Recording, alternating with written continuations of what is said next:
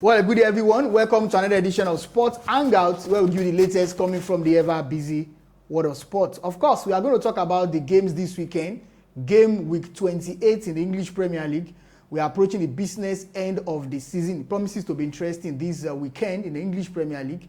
And of course, as we draw closer to the end of the Premier League season, there's a big game on Sunday, Super Sunday in the Premier League. Arsenal will take on Chelsea. That will be at the Emirates Stadium. But before Sunday, we have a game on Saturday, the late kickoff on Saturday at Elland Road. Manchester City will play against Leeds United. Remember, Man City are second on the Premier League log. Arsenal, they are top. And of course, on Sunday, Manchester United will take on Crystal Palace. United won last time out, beating Everton away from home. Benjamin Sesko scoring the only goal for the Red Devils. So we want to do a preview to the games this weekend in the English Premier League. My name is Toby. I've got JJ here. JJ, how you doing? Toby, I'm all right. I'm fine. All right, let's start with the biggest game of the weekend. That will be the Super Sunday in the Premier League on Sunday. Arsenal defeated Tottenham Hotspur last time out at the new Tottenham Hotspur Stadium, 4-1. Yeah. But they are playing against Chelsea this weekend. For Chelsea, they couldn't beat Burnley. It was a catastrophic ending for Chelsea because they considered the late equalizer to Burnley. And right now, if you check the Premier League log, I mean, they are not stable in the top four. Now, this game promises they're not even in the top four. I mean, it promises they are fifth. 3 points behind Man United. This game promises to be interesting. There's a lot at stake in this game. Arsenal, they need to win to consolidate on their position on the table. For Chelsea, they also need to get back to winning ways to get back to the top four. Now, for Chelsea, they have a lot of problems ahead of this game. Wesley Fofana is suspended. He got a red card against Burnley, and then Makurela is injured. So, how do you think this will pan out on Sunday? Well, I really do think that it's going to be, I've been saying this for a while now, that I expect that match to be a huge clash of the Titans sort of game. And remember, Chelsea have lost twice to Arsenal this season, although that's not a league game. Arsenal, before going to Tottenham, they had drawn 2 games against Wolves, against Brentford. And then they went to Tottenham. That's a away game away from home, big and 4-1. So I think sometimes the form teams are on when they're playing big teams, it really doesn't. Sometimes there can be a surprise, and the fact that it's a derby games can't be predicted. Yes. So you don't know what you throw expect. form out of the way. Sometimes form does not matter. Yes, so you understand that it's going to be. I've said it for a while now that the game I'm most worried for Arsenal is game against Chelsea. I'm most worried about that game for Arsenal because I know that Chelsea are coming on the back of some motivation. No, even there's the fact that they are contesting for the top 4. Yes. They want to qualify for next they don't want to lose Champions League. And of course they don't want to lose to Arsenal. They've lost I think twice to Arsenal this season. And that's like double motivation for them coming to the Emirates. And that's going to be really difficult for Chelsea now because they are going to the Emirates. And it seems like United at the Emirates this season is still going to be the only loss for Arsenal at home. And that's incredible. That's incredible. It shows that Arsenal, they've been resilient at home and they're almost unbreakable. They're almost impregnable. So you have home support too. It does work out in derby games sometimes, but going to Arsenal and thinking to pick up a point or 3 points, it's going to be a huge task for Chelsea. That's not something that's impossible, considering the fact that if you look at the way they played against, it does seem like under Liam Rosenior, the games against big teams, we thought the games against big teams was their flaw or was his undoing, but it seems that recently Chelsea are beginning to get exposed by the small teams as well, and it does seem like honeymoon is over for Chelsea, for Liam Rosenior at Chelsea, and but I'm sure it's going to work hard with his team this game, the game against Arsenal, to ensure that they don't lose. They don't lose. And pick a point up at Arsenal will be massive for them, and then but it will be detrimental for Arsenal. So it's a game that offers us pure entertainment. At the same time, it's a game that could also offer a cagey affair. Both teams trying to just be careful, be cautious, not to lose and not to make mistakes. But Arsenal can't afford to not take risk against Chelsea because taking a point in that game will mean if Manchester City win, that's going to be 3 points. And don't forget, they still got a game here and so I'm really looking forward to the game between Arsenal and Chelsea. Well, I don't know who needs this information because Arsenal have only failed to win 3 games, or let's say 4 games at home this season in all competitions. They lost to Manchester United a few weeks ago. That was shocking result at the Emirates Stadium, and then they played a goalless draw at home to Aston Villa. End the season, a goalless draw, at home to Liverpool, and earlier in the season they played a 1-1 draw at home to Manchester City. So they've only failed to win 3 matches at home this season in all competitions. So apart from those 3 games, though, they've won all other games they've played at home this season in the Premier League, in the Champions League, in the FA Cup, in the Carabao Cup. So that tells you that the Emirates Stadium is like a slaughter slab for Arsenal, kind of a fortress for Arsenal. A fortress. I mean, a fortress describes it, but you go there. You're not coming out. Definitely. Alive. So they want to kill you. So Chelsea will need to do something extraordinary to get something. Exactly. They have to do something extraordinary because coming, especially with their discipline record this season, and then Fofana will not be available. That's something. So JJ, I'm looking at the defense for Chelsea. We then restart Tosin Rabiot because of course Fofana is out injured. Tosin will come in for this guy too, by the shield. I think that's a double jeopardy for Chelsea. Do hate that guy. But they don't really have options. They're going to have to come up with something. They're going to have to at least and the Kukwela is out injured, so they will put Malo Gusto as a left back, then you put Reece as a right back. Then you've got no one else than Achupanga and then maybe Adarabioyo Tosin. So it's going to be a fascinating. And Tosin is prone to making mistakes. He has made a lot of mistakes. And the one you think should cover at the back should be like a makeshift defender is Moisa Caicedo, who himself is calamity waiting to happen. Yes. And so you look at that back because line, Chelsea will need him to protect the back 4. It's like the back 4, back 5 now. You look at that back 4, back 5 now. It's like it's a yellow card waiting, red card. Thank you. It's a yellow card or red card disaster waiting to happen. And if they do go a man down against Arsenal, it might come out like you say, a slaughterhouse. But they went him down in the first leg. The reverse fixture, like ended 1-1. That first Caicedo got a red card. They scored first. This time around, the mentality, the form level as well. This thing can play. The fact that when you begin to look at the past couple of games where they've been a man down, what ended the game? The result eventually was quite terrible. And I hope they can stay compact, they can stay disciplined. I think staying compact, staying disciplined, scoring goals is not their problem. Yeah. But they're conceding almost as much as they're scoring, or even more than what they are. So I think if they can be compact, disciplined, they'll score goals. They'll score against Arsenal, but they might end up losing if they are not disciplined enough. Before we leave this fixture, I want to get your prediction for that game, Arsenal-Chelsea. Before we go to the Man City game, what do you think will happen on Sunday? It's a really tight one, honestly. But like I said, if Chelsea do stay compact and but I don't see them being Arsenal, really.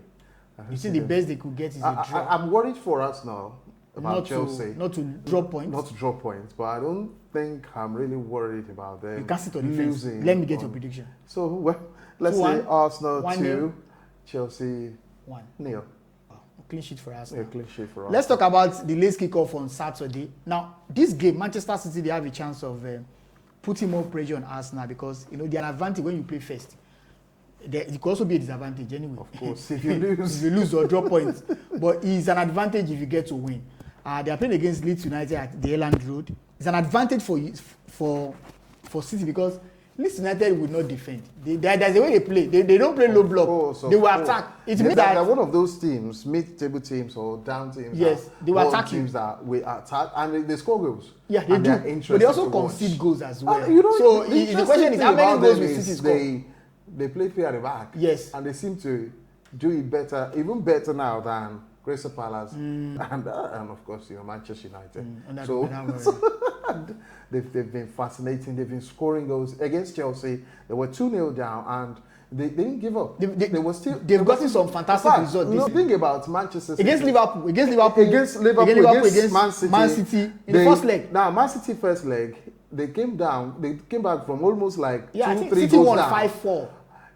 It was 4-3. It was 4-3. Fulham City was 5-4. It was 4-3, and it didn't seem like they equalized late into the game, only for their hearts to be broken by that special FIFA strike, and so I think it's a potential that was away to City at the Etihad. But this is they're playing at home. They're playing at home to Man City, and it just seemed like that. Their home has been almost like a fortress for them. They've won more games at home. Playing against big teams. Yes, and they've dropped because at home this season they've dropped. They've had Liverpool to a draw. Manchester United, Chelsea. Only Arsenal to win. Well, that tells you that you can't underrate them. But really, I think right now the form Manchester City are on, it might prove to be really.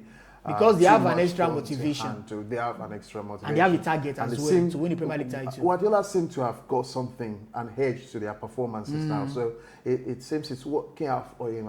It might just be something that really does play against Leeds United. But really, I don't think it's going to be an easy contest for Pep Guardiola. But it's a game they must win. It's a game they must win, but it's in Premier League. It's a game that they could lose as well. There's no given game in Premier League. There's no game in the Premier League. You know that before you play, if you want to know, all games you must look at the game against Arsenal Wolverhampton Wanderers. Who would have thought that Arsenal would have gone dropped 2 points after scoring 2 goals? There's no game in the Premier League, and I think it was part of what we discussed yesterday. Why talk about why the Premier League is its intensity from start to finish. So if you don't have the fitness level, you just find yourself that you know. Sometimes ago I said that. If you have quality above other teams, you're going to play against a team, and you have more quality players and you can't match the energy level. So it's more or less like, and that's why you see sometimes these small teams they upset the big teams. And when you look at that games where small teams have upset big teams, you'll see that the energy level of those small teams, the intensity, the aggression level, it's usually higher than the only. City can't afford to be passive against Leeds United, and Leeds they're an aggressive team. They'll play. In fact, I like them so much. They start from the front. They know when to press from the front. They know when to go a bit back, and they know when to. It's more or less like sometimes they do the mass attack, the mass defense. So, but Toby, I really think Pep Guardiola's side will hedge that. Okay. Let's talk about Manchester United. Their game against Everton on Monday was not really cagey. It was a tough game for Manchester United, but they were able to get the win. I mean, even when you are not playing it was cagey. 1-0 Benjamin Sesko. But this is what I want to ask you, JJ, because Gary Neville said something after that game that he has to start Benjamin Sesko going forward. Now, this guy he's probably the most informed striker in the Premier League now. I think he has got 5 goals in his last 6 games for Manchester United, and that is impressive for someone who just went from RB Leipzig. So, but do you think that it is a no-brainer now? Do you think that it's a must for Michael Carrick to start Benjamin Sesko against Crystal Palace? That the person that you should drop Ahmad. Ahmad is not. You need to sacrifice an attacking player for Benjamin Sesko to start. You cannot accommodate everyone at the same time. Well, it's inevitably it has to be that way because Benjamin Sesko, it seems to sometimes this thing can also be superstition. That bringing players on super sub. Nobody wants to be a super sub. Nobody wants. If you are not good enough to start, you won't start the game. I think Benjamin Sesko, we think about him is there are games that scream. There are games we've played this in the games against West Ham United. And the game against Everton, those games screamed for proper number 9. Defenders had it easy because Bruno Fernandes, Ahmad, Cunha, and Brandon Mbeumo. These 4 players we were seeing them at different times as playing as false 9. So it's not like it was difficult for the defenders. They had it relatively easy because to mark them out. It was, and it would be easy if we were playing. If we were playing this possessive football and all that, but we were even launching the ball. It was no long balls Would Ahmad contest long ball with James Tarkowski, with Michael Keane? No, these players can't do that. They can't hold ball and link up play. Yeah. And so there are teams that say low block. We need a player like Benjamin Sesko to play as, of course, if we want to make him the focal point, yes, we can. He's someone that can get the long balls, hold a play, and link up play as well with others, bring others into play, and it's going to be really important. It should be starting games. So the game against Crystal Palace. Crystal Palace, they're more like... It's also going to be... So it's also going to be a tough game. So I think it should be starting that game too. But I think what Michael Carrick has learned better now is if it's not starting, it shouldn't be coming up late into the game. He came up late into the game against West Ham United and he got the goal. But against Everton, I think he came on around 60 or 50 something minutes, and yes, he would have got another goal, but for the brilliance of John Pickford. And so I think Carrick is young and still learning. And then the thing some people are saying is he going to learn on the bench? Or he learns, to start game. Or he learns facing... This guy costs almost 70 million pounds now. Of course, so now... So you need to be... But then when you look at the fact that... It affects the confidence of the striker when he's not playing. When you look at the fact that Bruno Buomo, Matheus Cunha, Ahmad, and Bruno Fernandes, that combination has won us games this season, then you can begin to give... Something has to give. Cut Michael Carrick a slack. But he has to know that not every team will open up to Manchester United to play the counter. There are teams that it will be difficult to break down, and that's where Benjamin Sesko is really going to be. Do you think they win on Sunday? Who? United. Yes, Manchester United. They are winning. I think... is it winning convincing or 1-0? Well, Toby, right now, it's not about convincing. Just win. Just 3 points. It's about win. Now, if Arsenal are picking up wins anyhow now, Arsenal fans won't care. Just 3 points. The end product, the main aim now is to win the Premier League at the end of the season. So right now, we know that we have really messed up our season, and now we have to make amends. We have to really cover up and... Maybe people are playing just once in a week. It's not as if playing once in a week. Your colleagues are playing twice, Champions League. Sometimes once in 2 weeks. Toby, we're not the only ones playing once in a week this season. United, it is same with West Ham. Some of that teams are like, I'm talking about the big club. We have to face reality. The big club. United is the only big club that I know that plays once in every week. Tottenham is playing twice. They are in the Champions League. Newcastle United. It's reality now. That's what I'm saying. That's the situation. People are not a big club again. Manchester United now. You can't talk about a name in England. I know. But I'm saying that it's shameful for a team like United. Sometimes you have to know when to kneel to rise. So Manchester United right now, motivational speaker. I know. Right now we're on our knees, and then we're coming back to rise. But while we are still on our knees, let's do it right. Even while we are down, let's get moving. We can't stop. We can't stay stuck there. And I think that's what's the performance. There will be games this season. There will be games where we will still be brilliant, the performance will be exciting, but there will be games where we will manage to scrap the win or even draws. The thing is, don't lose. All right. Liverpool will take on West Ham this weekend, and for West Ham, they're also fighting for lives because if you check the Premier League log now, they are in the bottom 3. Now, it doesn't get easier for West Ham because they're playing against Liverpool, who are kind of... they have the kind of resurgence. They've been getting wins in recent times. Last time out, they went to the City Ground, and it's called practically. Don't forget against Nottingham Forest. They went to Sunderland.